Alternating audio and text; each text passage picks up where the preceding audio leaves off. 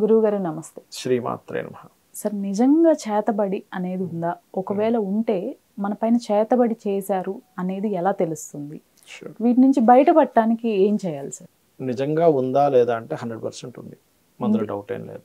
చేతబడి, కనికట్టు, బాణామతి ఇట్లాంటివి ఉన్నాయి, లేవని కాదు. కానీ ఇప్పుడు చేసేవాళ్ళు లేరు అంత నిష్టగా. దానికి వాళ్ళు కొన్ని సంవత్సరాల పాటు సాధన చేయాలి, దాన్ని బలంగా సాధన చేసేవాళ్ళు ఒకప్పుడు ఉండేవారు. ఇప్పుడు చాలా తక్కువ. బిల్డప్ మాత్రం చేస్తుంటారు, మేము చేస్తుంటాం, మేము చేస్తుంటాం అనే కంటే కూడా మేము విరుగుడు చేస్తాం అనే వాళ్ళ సంఖ్య ఎక్కువ. ఎందుకు అంటే జనాలకి కొన్ని అపోహలు ఉన్నాయమ్మా. అంటే అట్లాగా వాళ్ళకేదో సైకలాజికల్గా ప్రాబ్లం ఉంటే కూడా చేతబడి చేశారు అనుకొని ఫీల్ అవుతుంటారు జనాలు.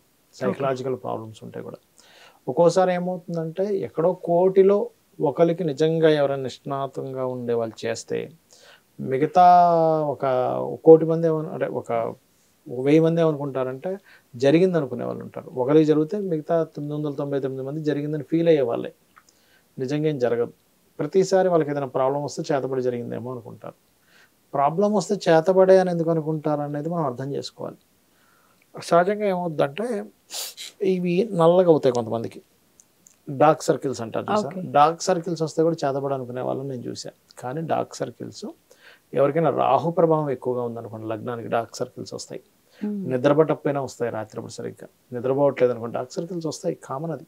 లేదా వాళ్ళ లక్షణమే అట్లా ఉంటుంది, దానికి నిద్రతోని కానీ రాహుతో సంబంధం ఉన్నప్పుడు ఖచ్చితంగా వస్తాయి. లగ్నానికి కానీ లగ్నాధిపతితో కనెక్టివిటీస్ ఉన్నప్పుడు డార్క్ సర్కిల్స్ వస్తాయి. ఇట్లా కాకుండా ఒక్కోసారి ఇంట్లో ప్రేతలు ఉంటాయి. ఇది ఎవరు చేతబడి చేయాల్సిన పని ఉండదు దీనికి. వాళ్ళు ఏమనుకుంటారు, ఇంట్లో అంతా అందరూ అనారోగ్యంతో అయిపోయారు అంటే వాళ్ళకి శత్రువులు ఎవరో ఉంటారు. శత్రుత్వాలలో ఊరికనే ఫీల్ అవుతారు, అరే వాళ్ళకి ఇట్లాంటి లింక్స్ ఉన్నాయి, వాళ్ళు చేయించుంటారేమో అని. కానీ నిజమేంటంటే ఇక్కడ ఇంట్లో ఉండేటువంటి కొన్ని వాస్తుదోషాలు కూడా చేతబడి చేయించారేమో అనే ఒక ఇమాజినేషన్ని, ఇల్యూజన్ని క్రియేట్ చేస్తుంది. ఇంట్లో పితృకర్మలు సరిగా చేయట్లేదు, దేవతారాధన ఎక్కువగా చేయట్లేదు అనుకోండి, ప్రేతం అనేటువంటిది తిరగడం స్టార్ట్ అవుతుంది. ఇంట్లో నిత్యం దీపారాధన చేయట్లేదు అనుకోండి, ఇంట్లో ప్రేతాత్మలు తిరుగుతాయి. ఆ ప్రేతం ఏం చేస్తుందంటే మనిషిని పట్టుకుంటుంది. దానికి ఒక సోల్ కావాలి. పట్టుకున్నప్పుడు వీళ్ళేం ఫీల్ అవుతారు, ఎవరో చేతబడి చేశారు అనుకుంటారు. కానీ నిజమేమిటి, దైవశక్తి, ఈ దుష్టశక్తి రెండు ఉన్నాయి విశ్వంలో. ఈ రెండిట్లో నువ్వు దేనికి దగ్గరగా ఉంటే నీకు ఆ ఎనర్జీ దగ్గర ఉంటుంది. నువ్వు దానికి దైవత్వానికి దూరంగా ఉండి లేటుగా నిద్రలేవడము, సరిగ్గా స్నానపానాలు చేయకపోవడము, దీపారాధన చేయకపోవడము, కనీసం టెంపుల్కి వెళ్ళకపోవడము, పాటించాల్సినటువంటి కొన్ని పద్ధతులు పాటించకపోవడం వల్ల మీకు ఈ యొక్క కలిపురుషుడు అంటారు. ఇంకో కోణంలో చెప్పండి, కలిపురుషుడు పట్టుకోవడం జరుగుతుంది. అందరికీ పట్టుకొని ఉంటాడు లేండి ఇప్పుడు, కానీ చెప్తున్నా. అయితే నిత్యదేవతారాధన చేసే వాళ్ళకి పట్టుకోవడం అని చెప్తూ ఉంటారు శాస్త్రంలో. అదేవిధంగా ఈ ప్రేతలు పట్టుకోవడము, కొన్ని సోల్స్ ఎంటర్ అవడం జరుగుతూ ఉంటుంది. బట్ ఒరిజినల్గా నిజంగా చేతబడి చేసే వాళ్ళ సంఖ్య మాత్రం ఇప్పుడు లేదనే చెప్పాలి. ఎక్కడో ఏ మూల ప్రాంతంలోనో వాడు మంచి ఏదో తరాల నుంచి వస్తూ వాళ్ళు ఏదైనా బాగా సాధన చేసిన వాళ్ళు అయి ఉంటే చెప్పలేము. అది కూడా ఇంకోటి ఏంటంటే అంత ఈజీ కూడా కాదు ఒకరి మీద ప్రయోగించడం. వాళ్ళ జాతకం బలంగా ఉందనుకోండి చేయలేం, అసలు కాదు. ఎవరికైతే మీరు అంటే ఎవరైనా చేతబడి చేసేవాళ్ళు ఎవరైతే చేస్తారో వాళ్ళు స్ట్రాంగ్ ఉండాలి. ఎవరి మీద అయితే చేయబడుతుందో వాళ్ళ జాతకం వీక్గా ఉంటేనే అవుతుంది, అదర్వైజ్ అవ్వదు. ఇప్పుడు మనకి దైవశక్తి ఎలా అయితే కనెక్ట్ అవుతుందో ఈ యొక్క చేతబడులు చేసినప్పుడు ఉండే దుష్టశక్తి కూడా కనెక్ట్ అవ్వడానికి వాళ్ళ చార్ట్ సపోర్ట్ చేయకపోతే అవ్వదు. అంటే వీళ్ళ జన్మజాతకాల్లో వీక్గా ఉన్నాయనుకోండి ప్లానెట్స్, అప్పుడు తొందరగా కనెక్ట్ అయిపోతుంది. ఇప్పుడు మామూలుగా ఈ ప్రేతములు కానీ మనకి సోల్స్ కానీ కనెక్ట్ అవ్వాలంటే కూడా మీకు ఆ నెగటివ్ ఎనర్జీస్ కనెక్ట్ అవ్వాలంటే కూడా ప్లానటరీ పొజిషన్స్ దానికి తగ్గట్టుగా ఉండాలి. దేవతా సంబంధించిన శక్తికి మీకు కనెక్ట్ అవ్వాలంటే కూడా దానికి తగ్గట్టుగా ఉండాలి. చాలామంది చూడండి బాగా పూజలు పునస్కారాలు దేవతా ఆలయాలకు వెళ్ళడము, నిత్య పూజలు చేస్తూ ఉంటే మనం ఏమనుకుంటాం, కొంతమంది చూసి అంటే మనం అంటే నేను అనుకోను, మామూలుగా జనాలు అంటే ఎక్కువగా గుళ్ళు తిరుగుతుంటాడు, గోపురాలు తిరుగుతుంటాడు, ఏంటి భక్తి అనుకుంటుంటాం. కానీ అదొక యోగం. అది అంత ఈజీగా వచ్చేది కాదు. అది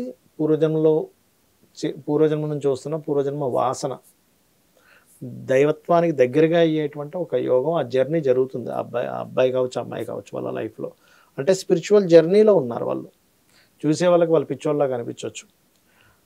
అలాగే కొంతమంది చేయకపోతే ఇంట్లో వాళ్ళు గోల పెడుతూ ఉంటారు. ఏమిటి వీళ్ళు అసలు ఒక్క గుడికి రాడు, టెంపుల్కి వెళ్ళరు, అమ్మాయి కానీ అబ్బాయి కావచ్చు కొంతమంది అట్లా ఉన్నప్పుడు అంటే మనకు వాళ్ళకేమనిపిస్తుంది వాళ్ళకి అర్థం కాదు. కానీ ఆ టెంపుల్కి వెళ్ళాలన్నా, ఒక దేవతా కార్యక్రమంలో పార్టిసిపేట్ చేయాలన్నా, ఏం చేయాలన్నా ఆ యోగం వాళ్ళకి లేదు.